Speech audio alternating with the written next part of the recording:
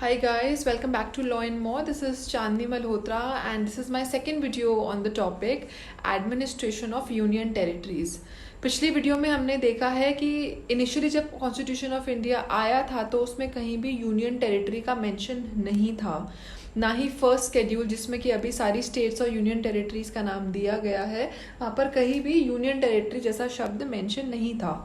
फिर हमने ये देखने की कोशिश करी कि जब फर्स्ट शेड्यूल इनिशियली संविधान में था उसमें हर स्टेट को 4 हिस्सों में डिवाइड किया हुआ था, part A B C D, और वही पार्ट सी और डी में जितनी भी स्टेट्स थी वो बाद में जाके यूनियन टेरिटरीज के में कुछ तब्दील हो गई।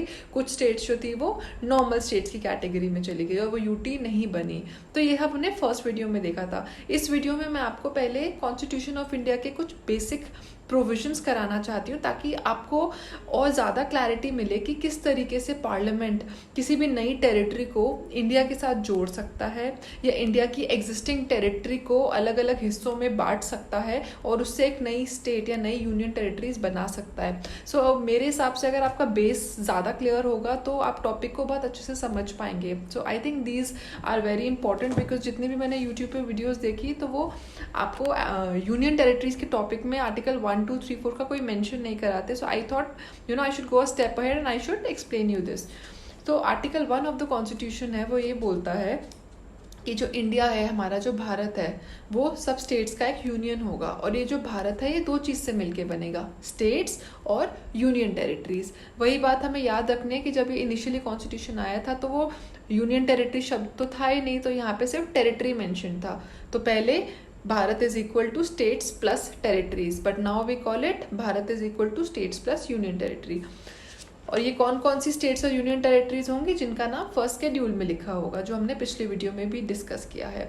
आर्टिकल 2 कहता है एडमिशन और इस्टेब्लिशमेंट ऑफ न्यू स्टेट्स, मतलब पार्लियामेंट के पास पावर है हमारी कंट्री में कि वो किसी नई स्टेट को इस भारत में, इस यूनियन ऑफ स्टेट्स में एडमिट कर सकता है या इस्टेब्लिश कर सकता है, नई स्टेट बना सकता है या किसी और को एडमिट कर सकता है। ये यूजुअली उस सिचुएशन में होता है या तो हमारी किसी कंट्री के साथ वॉर हुई हो या हमने कोई अग्रीमेंट या पैक्ट साइन किया हो और उनका कुछ एरिया अब हमारी टेरिटरी में आ गया तो हम उसको एक नई स्टेट बना सकते हैं या उसको किसी एग्जिस्टिंग स्टेट में ऐड कर सकते हैं। सिंपल सा लॉजिक है। तो ये सब आर्टिकल 2 में होता है। आपको याद रखना होगा कि जो आर्टिकल 2 है सिर्फ और सिर्फ स्टेट्स पे एप्लीकेबल है, यूनियन टेरिटरीज पे एप्लीकेबल नहीं है।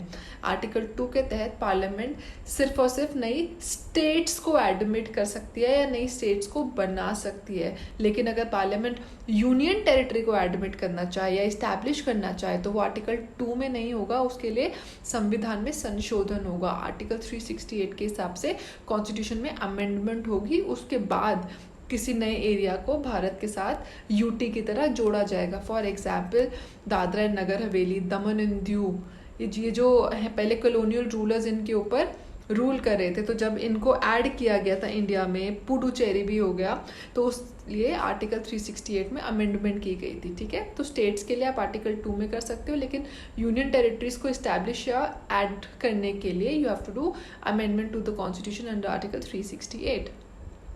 अब हम आते हैं आर्टिकल 3 में। आर्टिकल 3 बहुत इंपॉर्टेंट है, अब इसको हम हिस्ट्री से भी थोड़ा कनेक्ट करेंगे। आर्टिकल 3 कहता है कि जो पार्लियामेंट है वो कोई नई स्टेट्स को फॉर्म कर सकता है या जो एग्जिस्टिंग स्टेट्स हैं उनकी जो बाउंड्रीज हैं उसको ऑल्टर कर सकता है।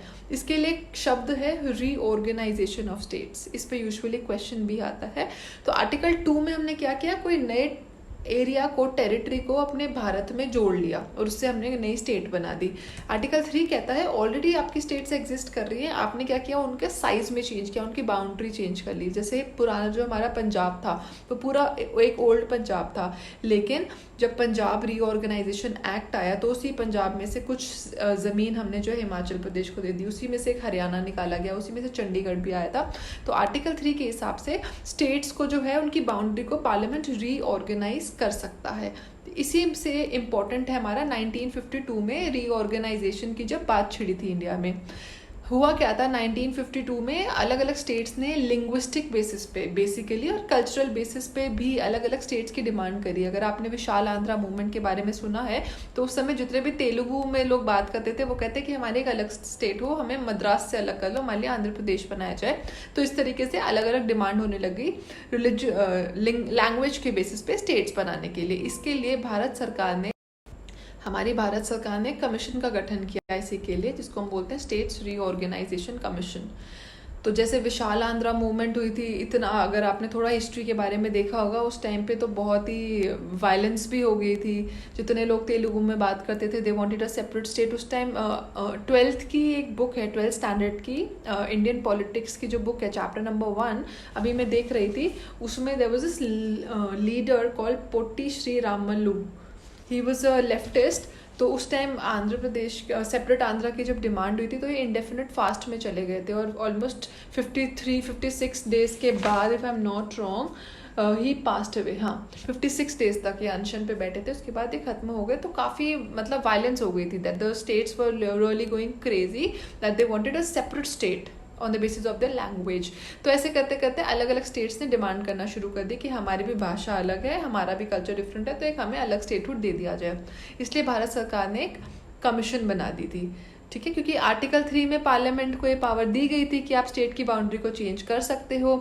और क्योंकि एक आंध्र प्रदेश अलग बना लिया गया था, तो बाकी स्टेट्स ने भी इस चीज़ की डिमांड करनी शुरू कर दी। तो एक कमीशन का गठन किया गया, स्टेट्स रीऑर्गेनाइजेशन कमीशन 1953 में, जिसको बोला गया कि भैया आप चेक करो कि इंडिया में लैंग्वेज के बेसिस पे स्टेट्स बनाना कितना फीजिबल है।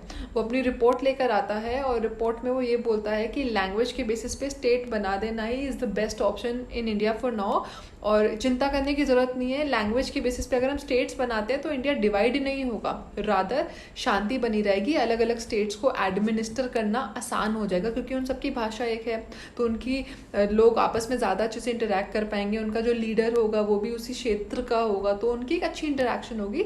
सो for administrative convenience it is a good option to make states on the basis of language.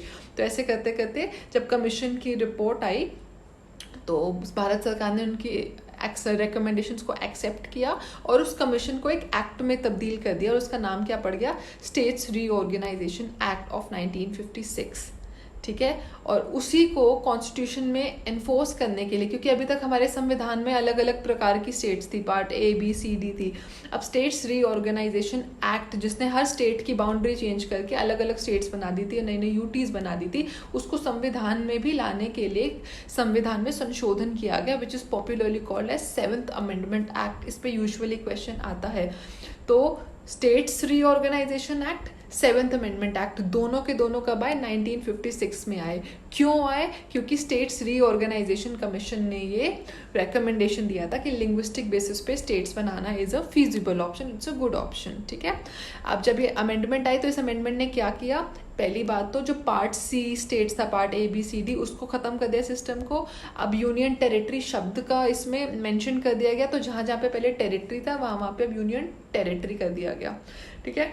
और इस तरीके से टोटल कितने 6 यूनियन टेरिटरी और 14 स्टेट्स का गठन हुआ था आफ्टर द 7th अमेंडमेंट। तो ये तो हमने पढ़ लिया आर्टिकल 1, 2 एंड 3 में आपको एक चीज़ और पता होनी चाहिए, जब भी किसी भी स्टेट की बाउंड्री को ऑल्टर किया जाता है, तो उसका जो बिल इंट्रोड्यूस होता है जब पार्लियामेंट में, वो सिर्फ तभी होगा जब प्रेसिडेंट रेकमेंड करेगा। तो जब राष्ट्रपति जी रेकमेंड करेंगे, तभी किसी स्टेट की बाउंड्री को ऑल्टर करने का बिल जो है किसी भी पार्लियामेंट के हाउस में रखा जाएगा।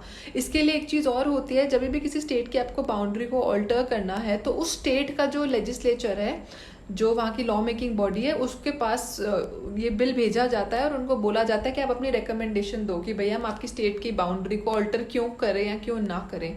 हाँ, वो जो भी अपनी सुझाव भेजेंगे, वो उसके लिए पार्लियामेंट बाध्य नहीं है उनकी बात को मानने के लिए, but as a matter of formality the state legislatures must be given an option to present their point of view कि उनकी स्टेट की बाउंड्री को क्यों या क्यों नहीं चेंज किया जाना चाहिए। इसमें भी अब एक एक्सेप्शन है यूनियन टेरिटरीज के लिए, क्योंकि हम यूनियन टेरिटरीज के बारे में पढ़ रहे हैं। जब यूनियन टेरिटरीज की जो बाउंड्री है उसको चेंज करना है, कम करना है, बढ़ाना है, या उसमें से कोई और स्टेट को निकालना है, कुछ भी करना है, तो उसके लिए उस यूनियन टेरिटरी के लेजिस्लेचर से उसका व्यू पॉइंट मांगने की जरूरत नहीं होती है, ठीक है। तो this is also given in article 3। Article 4 last article है इस वीडियो के लिए, उसमें ये लिखा हुआ है कि जब भी स्टेट की बाउंड्री या यूनियन टेरिटरी की बाउंड्री चेंज कर रहे हैं या हमको इसको एडमिट कर रहे हैं, तो बेसिकली पार्लियामेंट आर्टिकल 2 में कोई नई स्टेट को एडमिट कर रहा है या इस्टेब्लिश कर रहा है, या आर्टिकल 3 में किसी स्टेट या यूटी की बाउंड्री को चेंज कर रहा है, तो उससे रिलेटेड जितना भी कानून है उसको बनाने की पावर भी पार्लियामेंट के पास होती है आर्टिकल 4 में। Thank you so much. चलिए इस वीडियो को ख़त्म करने से पहले एक इम्पॉर्टेंट केस है, मैं आपके साथ वो भी डिस्कस करना चाहूँगी। तो आर्टिकल 4 कहता है कि जो भी सप्लीमेंटल या इंसिडेंटल चीज़ें हैं जिन पे कानून बनाने की ज़रूरत है, जब भी पार्लियामेंट किसी स्टेट को चेंज करेगा तो जो भी उससे रिलेटेड कानून होते हैं, for example I give an example, मान लो यूपी की अगर स्टेट बाउंड्री चेंज करता है, मान लो उसमें से कुछ टेरिटरी को कम कर दिया, 1/8 पोर्शन को कम किया, तो यूपी की जितनी भी सीट्स हैं लोकसभा या राज्यसभा में, उसमें भी चेंजेस आएगा, वो भी आपको कम करनी पड़ेंगी। टैक्सेस के मैटर में भी चीज़ें चेंज होंगी। तो जो भी ऐसे इंसिडेंटल या सप्लीमेंटल मैटर्स होते हैं उस पर भी पार्लियामेंट के पास ऑटोमेटिकली पावर आ जाती है कि वो उनको भी चेंज कर ले। अब मैं आपको इसमें एक इंटरेस्टिंग सा केस बताती हूँ। The case is called Mangal Singh versus union of India, 1967 का केस है। So this case is in the background of the Punjab reorganisation act. मैंने आपको बताया जब भी किसी स्टेट का रीऑर्गेनाइज करना है, उसकी बाउंड्री को हम अल्टर कर रहे हैं, तो उसके लिए एक एक्ट पास होता है। तो पहले स्टेट का नाम लिख देंगे, हम आगे लिख देंगे रीऑर्गेनाइजेशन एक्ट, क्योंकि पंजाब की बाउंड्री चेंज हो रही थी तो क्या नाम हो गया, पंजाब रीऑर्गेनाइजेशन एक्ट। जैसे अभी जम्मू एंड कश्मीर की बाउंड्री चेंज हुई है 2020 में, तो हम क्या बोलते हैं, Jammu and Kashmir reorganisation act, right. तो इस केस में क्या था, 1967 जब पंजाब रीऑर्गेनाइजेशन एक्ट आया था तो ओल्ड पंजाब जो है उसमें से पंजाब अलग हो गया था, हरियाणा निकाल दिया गया था, कुछ एरिया हिमाचल प्रदेश में गया, चंडीगढ़ आ गया था। तो उस हिसाब से सबके लेजिस्लेचर की सीट्स भी बदलनी थी। पहले तो पूरे पंजाब का एक ही लेजिस्लेचर हुआ करता था, तो इसके हिसाब से पार्लियामेंट ने कानून में लिखा कि जो हरियाणा का जो स्टेट लेजिस्लेचर होगा उसकी सीट्स जो है 56 होंगी, if I am not wrong. तो बोला कि भैया 56 या 54 आई गेस सीट्स उसके लिए अलग कर दी थी। अब हम इसको अगर संविधान में देखें, हमारे संविधान के आर्टिकल 170 में लिखा हुआ है, 170 में लिखा हुआ है कि 54, आई चेक इट, 54।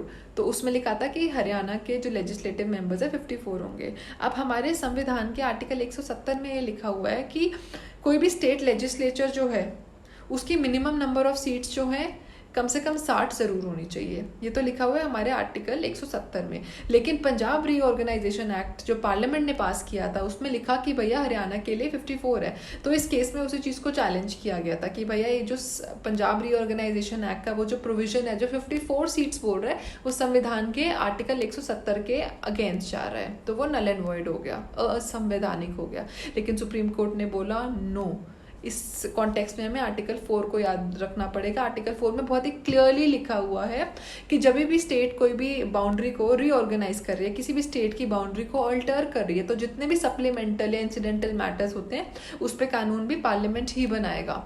तो आप इसको 170 से नहीं तोल सकते, आपको आर्टिकल 4 में क्लियर पावर है। तो पार्लियामेंट हैड प्लीनरी पावर्स इस केस में। So this was held by the supreme court. So I think now this is giving you a better overview to understand actually कैसे यूनियन टेरिटरीज नहीं बनती हैं, और बनती हैं तो उसकी पावर पार्लियामेंट के पास कहाँ से मिलती है। सो अब मैं अगली वीडियो में आपको जो स्पेसिफिक प्रोविजंस है यूनियन टेरिटरी के उसके बारे में डिस्कस करूंगी। I hope you like the video. Thank you, bye bye, take care.